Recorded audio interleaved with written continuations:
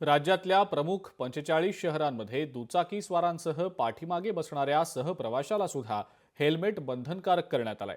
45 शहरांमध्ये नाशिकचाही समावेश आहे।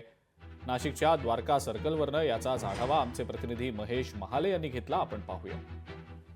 राज्यातील 45 शहरांमध्ये दुचाकी स्वारासह पाठीमागे बसलेल्या हेल्मेट परिधान करावे असे आदेश खरं तर वाहन परिवहन विभागाने काढलेले आहे। मात्र याची जी अंमलबजावणी आहे ती आता कुठेही होताना दिसत नाही। आता जर आपण बघितलं तर नाशिकच्या द्वारका सर्कल या परिसरामध्ये आहोत। या ठिकाणी जर बघितलं तर रहदारी मोठ्या प्रमाणात आहे, मात्र दुचाकी स्वारासह त्याच्या पाठीमागे बसलेल्या व्यक्तीवर कुठलीही कारवाई करण्यात येत नाही। खरं तर पोलीस प्रशासनाच्या वतीने हे आदेश प्राप्त झालेले, मात्र त्याची अंमलबजावणी ही अद्यापही केलेले नाही आहे आणि ते लवकरच करतील असं पोलीस विभागाच्या वाहतूक विभागाकडून सांगण्यात आलेले आहे। राज्यात गेल्या 5 वर्षांमध्ये रस्ते अपघातामध्ये विना हेल्मेट दुचाकी स्वार आणि सहप्रवाशांचे जे अपघात आहे ते मोठ्या प्रमाणात झालेले। त्यामुळे वाहतूक पोलिसांकडून मोटर वाहन कायदा 1988 अंतर्गत खरं तर दुचाकी स्वारासह हेल्मेट परिधान करणाऱ्या व्यक्तीला देखील हेल्मेट परिधान करावा लागणार आहे आणि त्याची अंमलबजावणी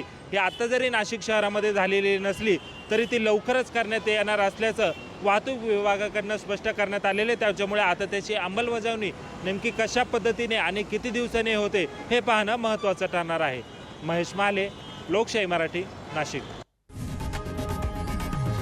लोकशाही मराठी ऐका, पहा, जागरूक रहा।